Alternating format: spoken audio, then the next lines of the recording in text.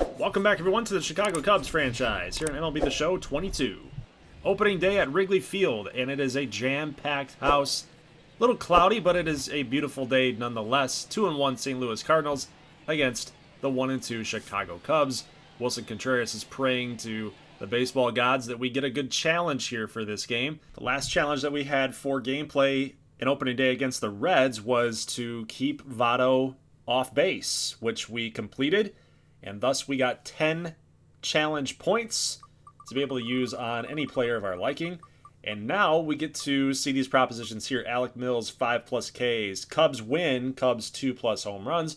Or Paul Goldschmidt hitless. And it is going to be Paul Goldschmidt hitless. So that's the job, that's the duty.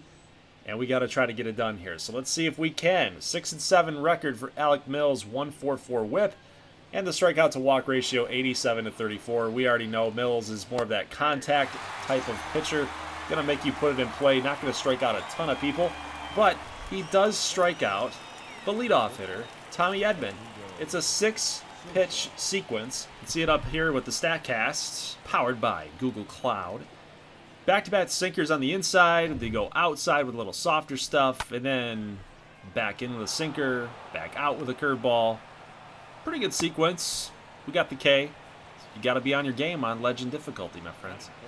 Edmundo Sosa get a base knock here, a circle change, trying to catch the outside part of the plate, and he puts it to the opposite side of the field with a nice base knock. But David Ross thinking they might be doing a little bit of hit and run here, so we call a circle change, and this completely missed the target. And Paul Goldschmidt says, I heard about your in-game challenge. Let's put you out of your misery here. 2-run home run. Our in-game challenge has failed. We did not get it. We were supposed to hold him hitless, and we barely got out of the first inning with it. So Paul Goldschmidt ruins our hopes and dreams of fulfilling that in-game challenge for 10 more points to upgrade our players. Let's go to the next batter here. We still got one down, 2-2 pitch, and Nolan Arenado, can of corn, out there to Ian Happ. 2 down. Next batter up will be Tyler O'Neill, and another 2-strike count. That's going to be a base knock as Suzuki was playing a little bit towards the shift. We were shifting the outfield over, and that 94 speed for Tyler O'Neill is going to roll in there with a 2-out triple. Now, I'm not going to lie to you guys. I'm a little bit nervous here. We've seen a triple in this inning. We've seen a home run in this inning. Luckily, we get that ground ball that we've been desperately needing. And Nico Hoerner makes a nice throw off balance. Makes it look smooth. Makes it look easy. And luckily, we're only out of the inning with a 2-run deficit. All right, let's talk about Steven Matz here. 29 games started for the Blue Jays last season, 14-7, 144 strikeouts, decent ERA. It's kind of nice to, even though he's a Cardinal, I'm supposed to be rooting against him here. I don't really like the Cardinals. I'm a Cubs guy. Did you guys know that, by the way? Just a little sidebar here as we see Suzuki getting a base hit. Cubs are my number 2 team. Okay? Just to let you guys know out there that are Cubs fans that are watching this. They are my number 2 team. So you can feel confident that I love my Cubbies, all right? We don't like the Cardinals, but I wish that Steven Matz would do well. I've always been a Steven Matz guy. Let's get to the action here. Schwindel with the base knock. That's back-to-back singles for the Cubs, but Contreras is going to ground out here. Looks like an easy double play between Sosa, Edman, and Goldschmidt, but the hard slide by Schwindel, this guy does all the little things right, man. They got him captured perfectly in MLB The Show 22. How about that? So runners on the corners now after that hard slide. Keeps us in the inning, and Yan Gomes sends one deep, but just outside the pole. 0.4 feet. Less than half a foot. That's ridiculous. That would have been a 3-run jack. That could easily change the momentum of this entire game. We needed that home run. Give a little more run support for Alec Mills, man. Oh, jeez. That's so heartbreaking.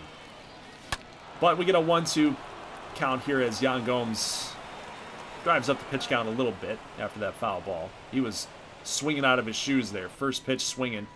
First pitch hacking. But take a look here as we go to the top of the third. Hoerner able to hang on to this one. It bounced right to him right off of Mills' hip or maybe his leg, but apparently he's fine. He's walking it off okay, so he'll keep going. 2-2 pitch here to Paul Goldschmidt. That's a sinker that ran inside his hands. That's a pretty good spot to go after him with, especially after hitting that home run off that circle change. Next pitch, circle change here to Nolan Arenado, but Wilson Contreras going to throw out the runner. Edmundo Sosa, 19.8, so he was moving. But that pop time by 1.7 for Contreras was elite level stuff. Alec Mills, ground ball back to him. Easy play. We're out of the third inning. Let's jump to the bottom of the third here with 2 down. After this Nick Madrigal swing and a miss. That's the first strikeout for Steven Matz. Ground ball here for Suzuki. And the Cubs have a little weak showing there in the bottom of the third. All right, let's go to the top of the fourth after a base knock here. We've now got 2 runners on base. That is Tyler O'Neill again. So he finds himself now at second base after this base knock by Harrison Bader. 0-2 pitch here to Dylan Carlson. He's going to swing and a miss, and that's going to do it. So 2 down, and Mills gets another strikeout. So, hey, had we gotten that challenge, he's already got 2 strikeouts now. 3 more, you would have had your 5+. Unfortunately, we didn't get that. All right, Frank Schwindel, line drive. Harrison Bader, though, too good. He's too good out there in center field. Awesome center fielder, great defensively. A lot of speed, makes the play. Wilson Contreras comes up, and another great play out there in center field. Bader's got 2 up and 2 down, all to his own credit. Yan Gomes, swing and a miss. 4th inning is over. Cubs, again, go by the wayside. Can't get any run support for Alec Mills. That's going to be the 3rd strikeout for Mills. Contreras completes the strikeout. We have 1 down here in the top of the 5th inning. Here's Nico Horner. Got to get off another off-balance throw. He makes it. That's out number 2 in the 5th. Paul Goldschmidt. Got to get this guy out. That's actually not a bad location for that pitch. It's a sinker, but Goldschmidt, being the good hitter that he is, drives this right past Hayward, going the opposite way, and he's going to find that gap just enough to get it past Hayward in a double, a 2-out double, ringing double. Nolan Arenado coming up, nothing count, high and inside fastball. He's going to try to shoot it out there to Suzuki, but he's played perfectly to make the out. Now we've got 6, 7, 8. Wisdom, Happ, and Horner. Let's see if we can get somebody on base, because we need it. We've only got a couple hits in this game. It's been a brutal offensive showing against Steven Matz. 49 pitches in the 5th. I like to maintain and stay within 10 per inning. So we're doing that with Matz. We're working him. I want to see us work him a little bit more. But on an 0-1 pitch, slider just going to catch the inside part of the plate. And Nico Horner put a good swing on it, but he hit it right at Edmundo Sosa. Let's go to the bottom of the 6th. Arenado, the sure-handed Gold Glove third baseman, cannot make this play. Suzuki's already got a couple hits today, so he gets on base. Now Schwindel comes up, and he's going to send a line drive to center fielder Harrison Bader, who's been patrolling Wrigley Field today in the outfield. Just perfection. He's been perfect out there. Has not made a single mistake. All right, let's go to the top of the 7th. We get a leadoff double here for Dylan Carlson. So again, I mean, Suzuki's got to play a little bit. He's got to shade a little bit towards the line, I think, on Dylan Carlson. He can pull the ball with the best of them. So I don't know. We've given up way too many extra base hits today, and Alec Mills' day is done. David Ross coming out, and we're going to go with Rowan Wick. He's going to make his first appearance in gameplay, and we're going to see what this guy's got here. Let's see if we can shut down this Cardinals offense here and get out of this thing, still keeping it 2-0. But Rowan Wick, he's got 1 game to his credit, 81 ERA. So he's pretty much got a little bit shelled there. It's a small sample size. You don't want to rip him too much. But deep fly ball here, Jason Hayward, the strong arm. Nico Horner, the strong arm. That's actually a really good relay throw. We made that pretty close to getting Carlson out at third base, but we do get Sosa up. He's going to lift the fly ball, and here comes Hayward. You've got Carlson challenging Hayward, and the throw's coming in, and it's on time. What a throw to cut down Carlson. Jason Hayward. Maybe that's why we're paying you $23 million. Saving runs. Keeping us in the game. Somehow we're still in this. 2-0 game. They've got 10 hits. We've got 3. And we've only got 2 more innings left. The 8th and the 9th. And somehow we're still in this. A bloop and a blast can tie it.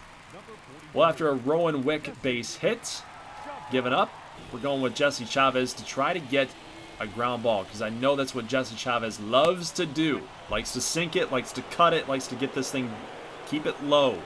That's what Jesse Chavez loves to do. But Nolan Arenado, do us a favor. Ground ball here to Wisdom. That's not an easy play. Bouncing off the grass and then back into the dirt. Could have taken a terrible hop on it, but it stayed true. And Chavez rolls up the double play ball. That's perfect execution. Great job by our infielders here. 5-4-3.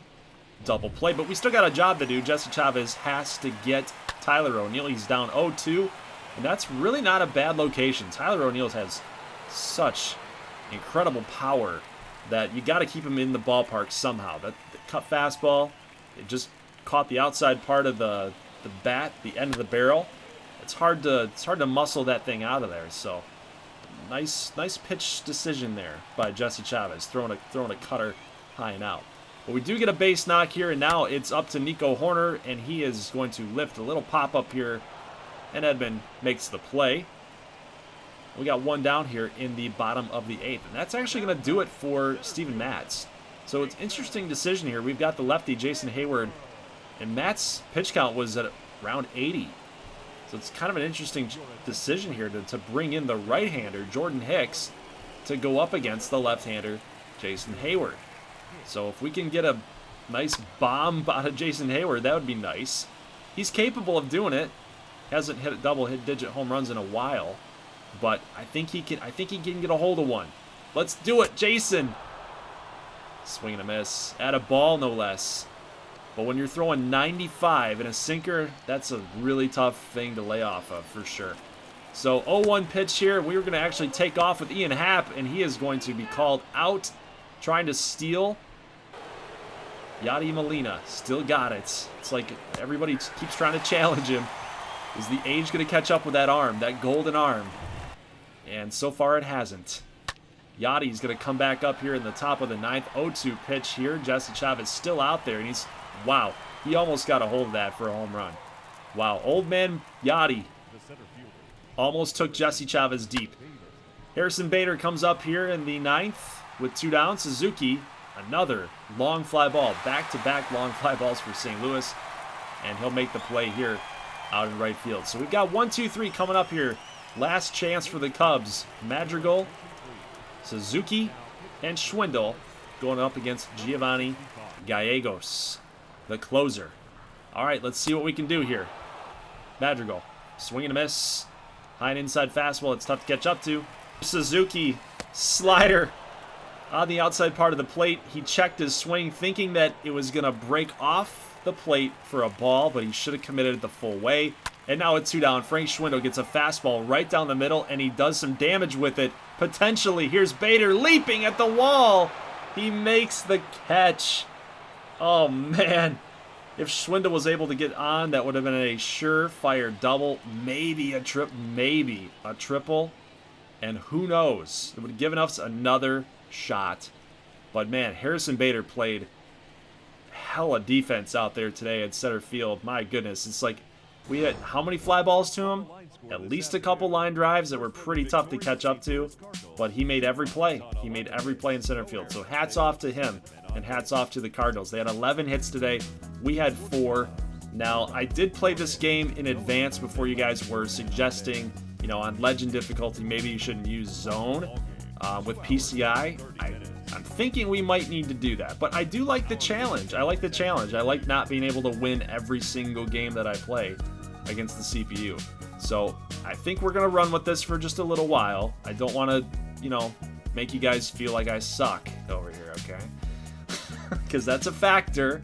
That's a factor. If you want to watch something that's going to be a grind, then this is for you. If you want to watch somebody that's just going to dominate the game, then I don't know what to tell you. I probably am not going to be able to do that for you.